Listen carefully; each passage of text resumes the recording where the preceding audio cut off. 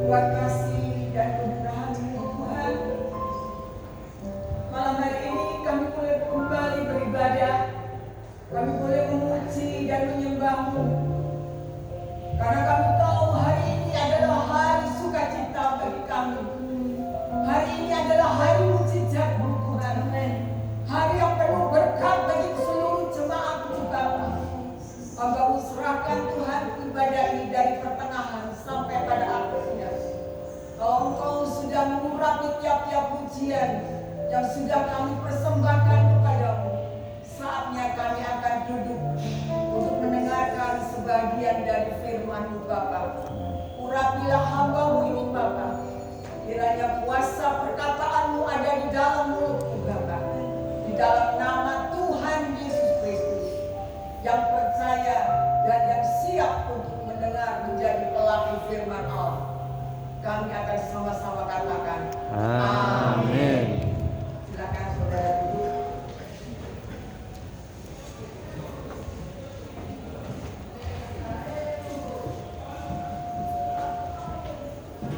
Puji Tuhan, Bapak Ibu,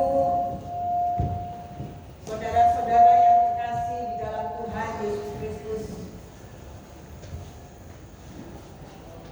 Bagaimana keadaan saudara semua? Luar biasa. Halo. Bagaimana keadaan saudara semua? Amin, luar biasa. Jangan bilang luar biasa. Luar biasa. Coba kita. Luar. Sekali lagi belum semua. Luar biasa. Tuhan Bapak Saudara yang dikasih, atas pertolongan dan kasih Tuhan saya boleh kembali beribadah di tempat ini. Kalau saya boleh sampaikan bahwa sungguhlah Tuhan selalu menyertai kehidupan saya dan Tuhan selalu memegang tangan saya. Kalau bukan karena Tuhan, mungkin saya sore hari ini masih belum bisa datang. Dan saya mohon maaf kalau saya melayani pada sore hari ini saya memakai sepatu slop sandal karena kaki saya masih agak sakit ya saudaraku. Kiranya nanti selanjutnya saya mohon doa bantuan seperti Bapak Ibu semua saudara-saudara yang saya kasihi. Biarlah tangan Tuhan menyempurnakan tubuh saya lebih kuat lagi ya saudaraku. Secara kondisi tubuh saya sehat saudara. Dari dulu saya sehat. Hanya saya terkena minyak panas ya, kaki saya ini kena minyak panas. Ya saudaraku, nanti saya sebelum mengakhiri khotbah saya akan memberikan kesaksian sedikit bagi saudara semuanya dengan waktu yang pendek. Kita akan mulai dengan firman Tuhan. Ya, kita akan membaca di dalam kitab Yohanes 2. Kita akan membaca Yohanes 2 ayat pertama sampai kita baca ayat yang pertama sampai ke-9. Nanti saya minta salah satu saudara membacakan dan kita akan bersama-sama mengamenkan firman Tuhan yang kita dengar pada sore hari ini. Mari saya minta saudara berdiri, salah satu siapa yang sudah mendapatkan Yohanes 2 ayat pertama sampai yang ke-9.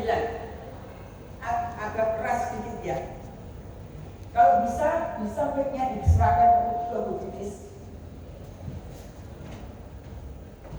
Ini sebetulnya yang bertugas saudara Irfan, tapi tadi saudara Irfan mempunyai halangan tidak bisa hadir. Yohanes 2 ayat pertama sampai yang ke-9 kita akan cermati bersama-sama. Perkawinan di Kana. Pada hari ketiga ada perkawinan di Kana yang di Galilea, dan Ibu Yesus ada di situ. Yesus dan murid-muridnya diundang juga ke perkawinan itu. Ketika mereka kekurangan anggur, Ibu Yesus berkata kepadanya, "Mereka kehabisan anggur." Kata Yesus kepadanya, "Mau apakah engkau daripadaku, Ibu? Saatku belum tiba." Tetapi Ibu Yesus berkata kepada pelayan-pelayan, "Apa yang dikatakan kepadamu, buatlah itu." Di situ ada 6 tempayan yang disediakan untuk pembasuhan menurut adat orang Yahudi, masing-masing isinya 2-3 buyung. Yesus berkata kepada pelayan-pelayan itu, isilah tempayan-tempayan itu penuh dengan air, dan mereka pun mengisinya sampai penuh. Amin. Lalu kata Yesus kepada mereka, sekarang cedoklah dan bawalah kepada pemimpin pesta. Lalu mereka pun membawanya. Setelah pemimpin pesta itu mengecap air yang telah menjadi anggur itu, dan ia tidak tahu dari mana datangnya, tetapi pelayan-pelayan yang mencedok air itu mengetahuinya, ia memanggil mempelai laki-laki. Amin. Terima kasih Ibu.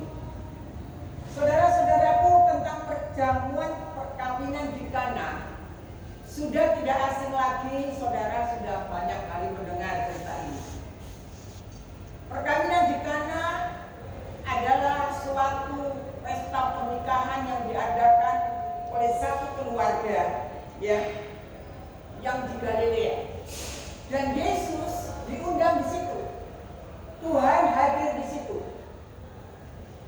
bersama murid-muridnya. Setelah kalau kita tadi membaca, mencermati cerita ini, begitu saudaraku pesta ini diadakan, ada apa? Dan kenapa bisa terjadi sesuatu? Yaitu mereka ini kekurangan air anggur. Air anggur itu adalah suatu minuman yang disediakan oleh setiap orang-orang waktu itu yang mengadakan pesta atau jamuan. Itu adalah minuman yang paling utama yang disajikan kepada para undangan, para tamu. Dan Yesus ada di situ. Dan saudara-saudara yang kasih di dalam Tuhan Yesus Kristus, kalau tadi kita baca bersama-sama, ketika pesta itu sudah berjalan, tiba-tiba secara singkat air anggur yang disediakan oleh pemimpin pesta atau yang mengadakan acara itu habis. Air anggurnya habis. Saudara-saudaraku, tetapi saudaraku, di situ ada ibu Yesus yang bernama Maria.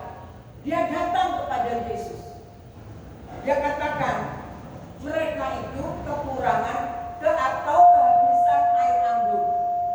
Nah, saudara-saudaraku, begitu Yesus mendengar itu, suatu masalah yang disampaikan oleh Maria, Tuhan tidak bingung. Tuhan tidak langsung, kenapa, enggak. Di sini firman Tuhan katakan, hanya Tuhan mengatakan, lalu apa yang hendak aku perbuat? Saatku ini belum tiba. Tuhan katakan demikian. Saudara-saudaraku, begitu Maria itu mendapat jawaban bahwa Yesus mengatakan bahwa saatku belum tiba, Maria tidak menjadi bingung dan marah. Mungkin kalau kita sebagai manusia, kita minta tolong kepada teman dan terus teman kita berkata, loh, urusannya apa sama aku? Aku tidak ada apa-apanya. Aku nggak bisa menolong. Mungkin saudara lalu merasa kecewa. Mungkin saudara merasa, waduh, temanku kok nggak mau nolong aku. Tetapi begitu Maria mendengar kata-kata Yesus, dia katakan, saatku belum tiba. Apa yang harus diperbuat? Tidak ada, saudaraku. Tetapi Maria mempunyai iman yang kuat. Dia tidak marah, dia tidak ngambek. Dia datang kepada pelayan-pelayan pesta itu. Maria berbisik kepada pelayan-pelayan itu, apa yang dikatakan nanti ikuti saja.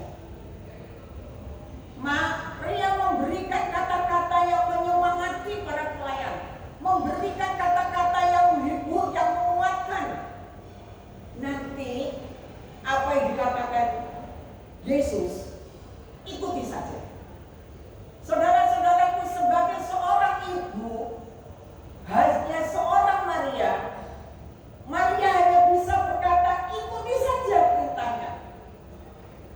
Nah, saudara-saudaraku, ketika Maria selesai mengatakan demikian, lalu Yesus berdiri dan menghampiri pelayan-pelayan tadi. Lalu Yesus berbisik kepada pelayan-pelayan itu, sekarang di situ ada 6 tempayan, isilah tempayan itu sampai penuh dengan air.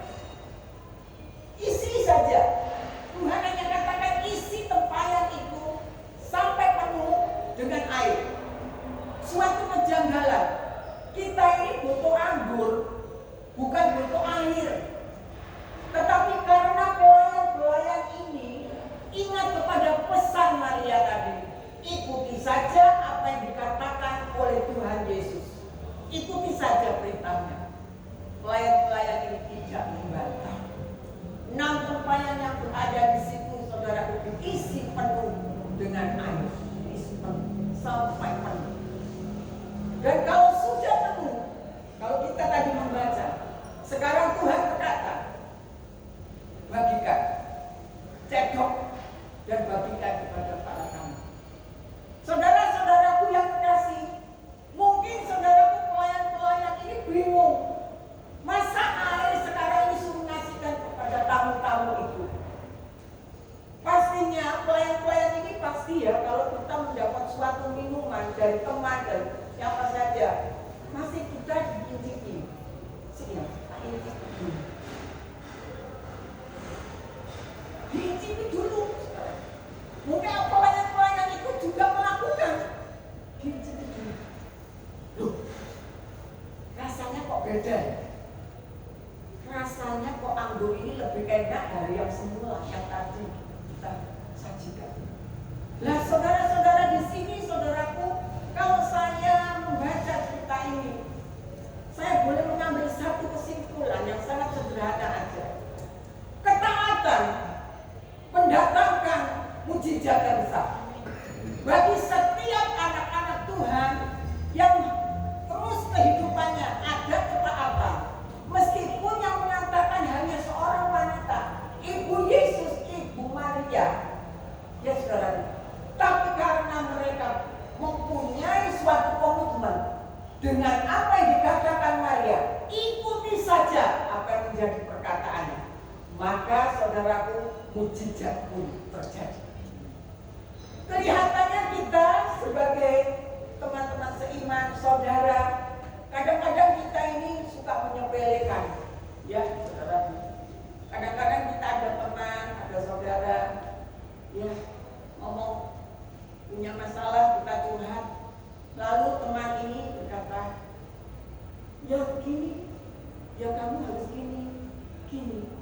Halah, bukan pendeta sih ngomong. Itu loh, teman biasa. Padahal saudara, di dalam perkataan itu ada suatu makna yang besar, kekuatan yang luar biasa.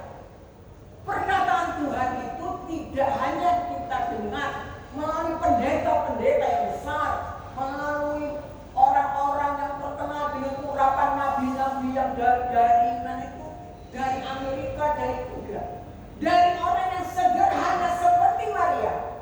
Kalau perkataan itu kita cermati dan kita taati, maka akan menjadikan berubah hidup kita dari yang gelap menuju terang, dari yang kita mendapatkan suatu kesulitan. Tuhan akan memberikan kepada kita jalan keluar yang terbaik. Yang sakit disembuhkan, percaya saja, sakit pasti sembuh. Bukan dokter kok yang ngomong. Kalau bukan dokter yang ngomong, saya nggak percaya, saudara-saudaraku. Tetapi hanya dari seseorang yang penuh dengan urapan Tuhan, seorang Maria, kuasa Tuhan bekerja secara luar biasa. Saudara-saudaraku, kadang-kadang kita ini sebagai orang-orang beriman, kita merasa, aku percaya kepadamu Tuhan sepenuhnya, seluruh hidupku aku serahkan kepadamu Tuhan sepenuhnya. Aku melayani dengan sungguh-sungguh. Aku selalu memuji menyembah. Apa yang menjadi waktumu Tuhan, aku berikan semua waktuku untuk Engkau. Saudara-saudara, itu adalah kesimpulannya apa? Seseorang yang selalu setia melayani Tuhan, beribadah, memuji dan menyembah, dan menomorsatukan Tuhan, kehidupannya tidak akan pernah goyah. Kehidupannya pasti lurus, kehidupannya pasti kencang, gak bisa dipengaruhi oleh siapapun juga. Seperti sore hari ini, saudara datang ke tempat ini bukan karena rutinitas setiap bulan kita berada di sini. Enggak, saya percaya semua kita tahu bahwa kita datang ke tempat ini untuk berjumpa dengan Yesus, untuk ketemu dengan Tuhan kekasih hati kita. Kalau misalnya saudara ke mall, di mall itu kita sering ya ketemu dengan SPG. Saudara mempunyai satu handphone. Handphone ini udah bagus. Menurut saudara yang saudara punya itu bagus, harganya mahal. Tapi saudaraku tidak luput dari penawaran dari SPG yang di mall. Saya seringkali juga menjumpai demikian. Bu, ini loh Bu, ada handphone tipe ini, merek ini, harganya murah. Ibu mau ya? Nanti saudara kan pernah tahu gitu kan? Ya di pasar di mana saja. Saya selalu menjawab dalam hati saya, tidak tertarik. Ya, terima kasih. Datang lagi, saudara kita teruskan lagi jalan-jalan kita di mall. Lalu suami kita mulai udah nggak kena ibunya, kena bapaknya. Biasanya begitu. Pak, mau beli ini ya Pak ya? Bagus nih Pak, saya kasih diskon loh Pak. Beneran Pak, Bapak mau? Suaranya tring, kameranya tring. Tapi Bapak itu berkata, tidak tertarik. Semua tidak tertarik.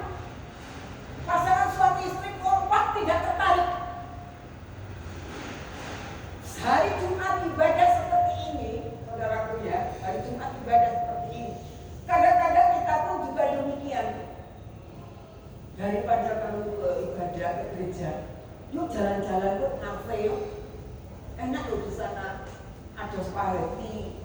Itu bukan baru, diskonnya besar-besaran. Hari ini dimulai pas hari Jumat, pas dimulai. Orang yang mengasihi Tuhan mengatakan apa? Tidak tertarik. Berani nggak bicara tidak tertarik? Berani apa tidak? Berani. Itu loh saudara. Berani.